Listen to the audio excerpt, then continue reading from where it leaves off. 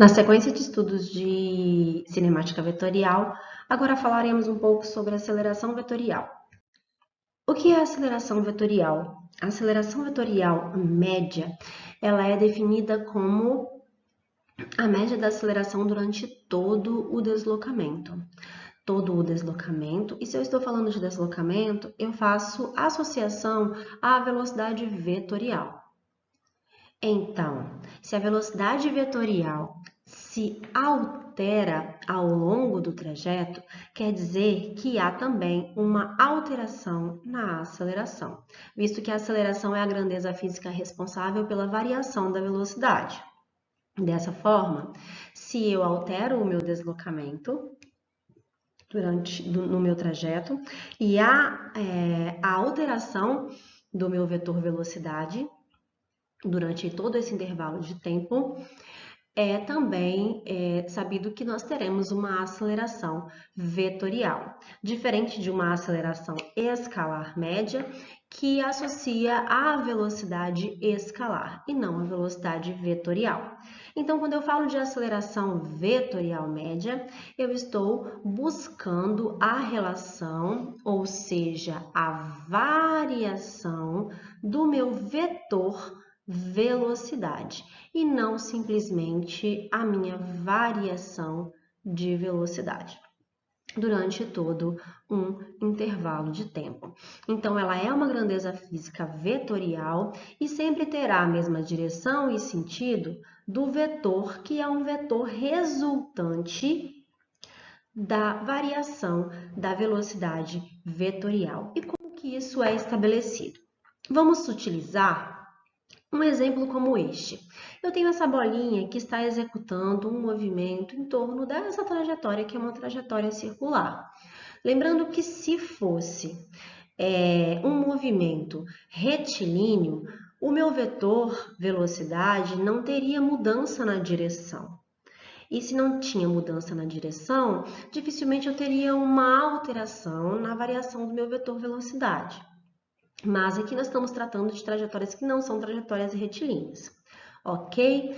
Então, se eu tenho meu vetor velocidade, que no momento inicial tem velocidade vetorial V1, com essa orientação de direção e este sentido. Em um dado momento, ele vai estar aqui, esse objeto que está se deslocando no entorno dessa circunferência. Quando ele está nesse ponto, o seu vetor velocidade, que é sempre tangente à trajetória, ou seja, corta a trajetória, tange naquele ponto, ele vai ter nova direção e novo sentido. Logo, haverá uma variação do vetor velocidade. E aí, como que eu faço essa variação do meu vetor velocidade? Fazendo o vetor velocidade 2 menos o meu vetor velocidade 1.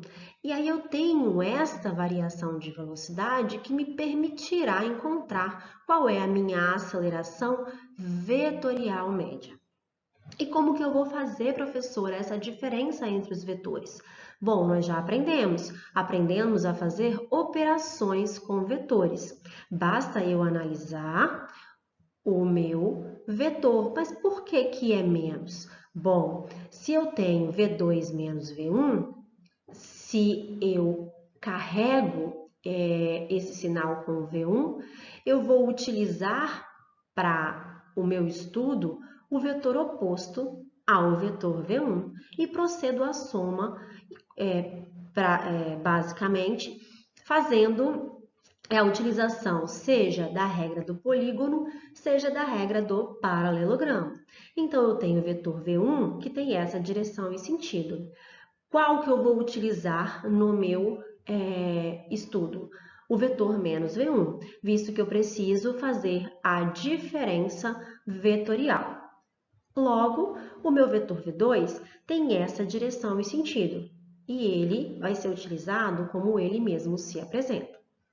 Dessa forma, nós procederemos a análise utilizando a regra do polígono, e eu vou pegar o vetor V2, que está colocado aqui, transposto, e vou unir sua extremidade a origem do meu vetor oposto V1, para que eu encontre o meu vetor resultante. Quem é o meu vetor resultante aqui? O meu vetor resultante é o meu vetor variação da velocidade. E onde que ele está? Unindo a origem do primeiro à extremidade do segundo. E ele vai estar aqui. Observe que aí eu consegui ter, né, considerando o vetor V1 na posição horizontal, a representação aqui de um polígono que vai me permitir ter uma aceleração, esta aceleração vetorial, que vai ter a mesma direção e sentido do meu vetor resultante ΔV. Assim, onde que vai estar a minha aceleração? A minha aceleração estará direcionada dessa forma. A aceleração vetorial, ela é a junção de dois tipos de acelerações. Nós chamamos de aceleração tangencial, que é aquela que vai ter a mesma direção e sentido do vetor velocidade. E tem outra componente da aceleração que é chamada de aceleração centrípeta. A aceleração vetorial de um corpo, ela é sempre a junção da aceleração tangencial, que é essa que a gente encontra lá fazendo o ΔV vetorial pelo ΔT, e da aceleração centrípeta. E quem é esta bonita dessa aceleração centrípeta? A aceleração centrípeta é aquela que está associada à manutenção da trajetória curva de um objeto. E ela só vai existir quando a trajetória não for uma trajetória retilínea. Essa aceleração centrípeta, ela é quem garante que o corpo não vai sair da trajetória curva que ele está descrevendo. Então, ela é sempre direcionada para o centro da curvatura da trajetória. Ela sempre vai atuar perpendicular ao ponto onde o corpo está, sabendo que ela só existe quando a trajetória não é uma trajetória retilínea. Ela só existe quando a trajetória é uma trajetória curva. Então, eu tenho aí a velocidade V2, como vocês podem colocar, tangente à trajetória curva. Nesse caso, eu utilizei como exemplo um círculo. E perpendicular a esse ponto, eu tenho essa linha tracejada que vai na direção do centro da minha trajetória circular. E é ali que vai estar a minha aceleração,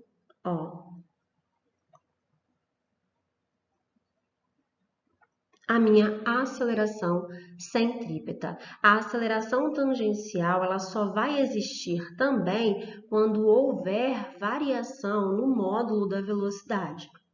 Ok? Então, quando eu tenho, por exemplo, um movimento que é curvo, mas a velocidade se mantém em módulo constante, a aceleração tangencial, ela é nula.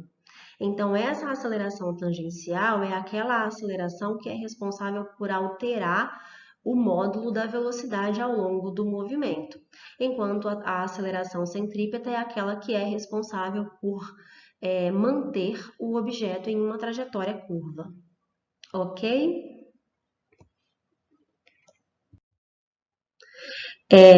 Só exemplificando, a aceleração tangencial é aquela que é responsável pela alteração no módulo da velocidade vetorial.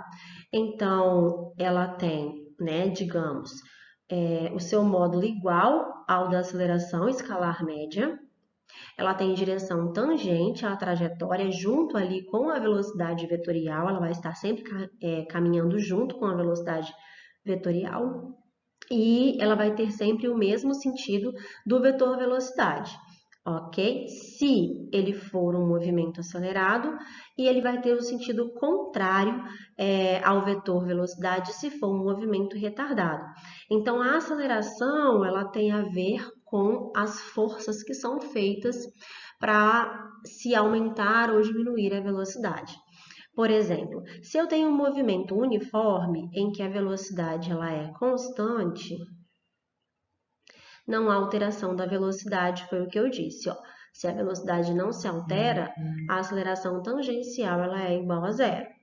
Mas os movimentos que são acelerados e que há um aumento na velocidade do corpo, a aceleração tangencial ela vai caminhar junto com a vetorial, em direção e sentido, mesma direção e mesmo sentido. Chamamos aqui de movimento acelerado. Já em movimentos que são chamados de movimentos retardados, em que a velocidade sofre diminuição ao longo do tempo. E por que sofre essa diminuição? Porque há um sistema de frenagem diminuindo a velocidade, ou seja, a aceleração tangencial vai ser contrária aí ao sentido da velocidade vetorial.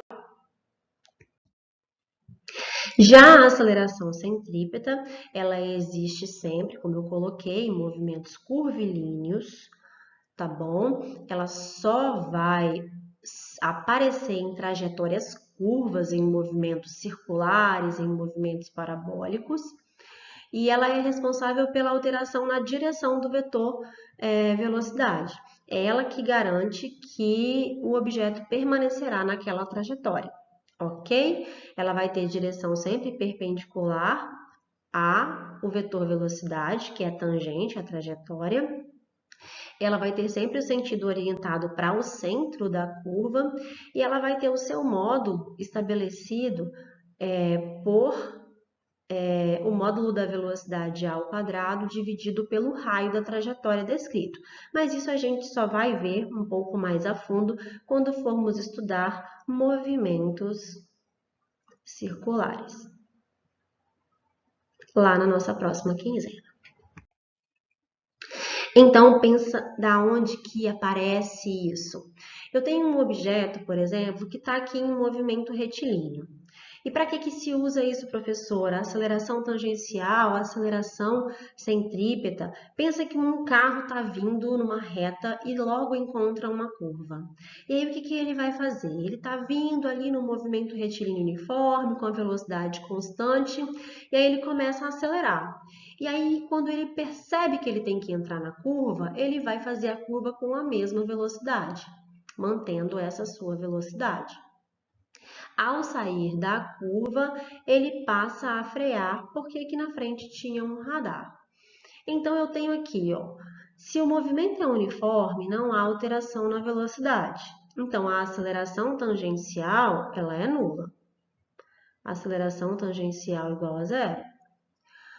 E a trajetória é retilínea. Se a trajetória é retilínea, a aceleração centrípeta também é igual a zero.